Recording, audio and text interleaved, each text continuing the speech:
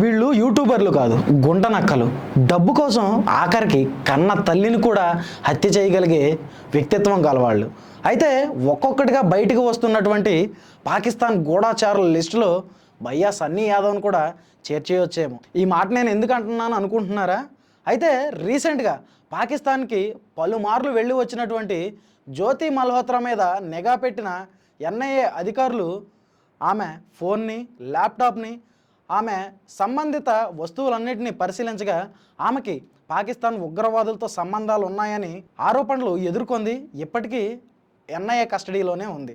అయితే రీసెంట్గా నేను పాకిస్తాన్కి రోడ్డు ద్వారా వెళ్ళొచ్చాను, మొట్టమొదటి రోడ్డు వేలో పాకిస్తాన్కి వెళ్ళిన మొట్టమొదటి భారతీయుడు నేనే అంటూ భయ్యా సన్నీ యాదవ్ సోషల్ మీడియాలో పోస్ట్ చేశారు. అయితే పాకిస్తాన్కి భారత్కి మధ్య ముమ్మరంగా యుద్ధం జరుగుతున్న వేళ పాకిస్తాన్కి వెళ్ళి వస్తున్న ప్రతి ఒక్కరి మీద నిఘా ఉంచింది ఇంటెలిజెన్స్.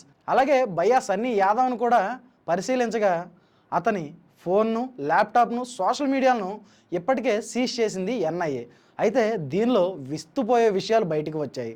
అవేంటంటే పాకిస్తాన్ ఉగ్రవాదులతో సంబంధం ఉన్నటువంటి జ్యోతి మల్హోత్రా, సన్నీ యాదవ్ కూడా అలాంటి సంబంధాలే ఉన్నాయని ఒక్కొక్కటిగా బయటకు వస్తున్నట్టు తెలుస్తుంది. అయితే ఈ మాట నేను ఎందుకు అంటున్నానంటే జ్యోతి మల్హోత్రాకు, సన్నీ యాదవ్కు మధ్య చాలానే కాల్ లిస్ట్ ఉందని, అది కూడా వీళ్ళిద్దరి మధ్య గంటల గంటలు ఉన్నాయని ఆరోపణలు వస్తున్నాయి. మరి ఎంతవరకు నిజం?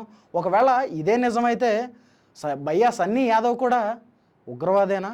అంటే పాకిస్తాన్ గూఢాచారేనా?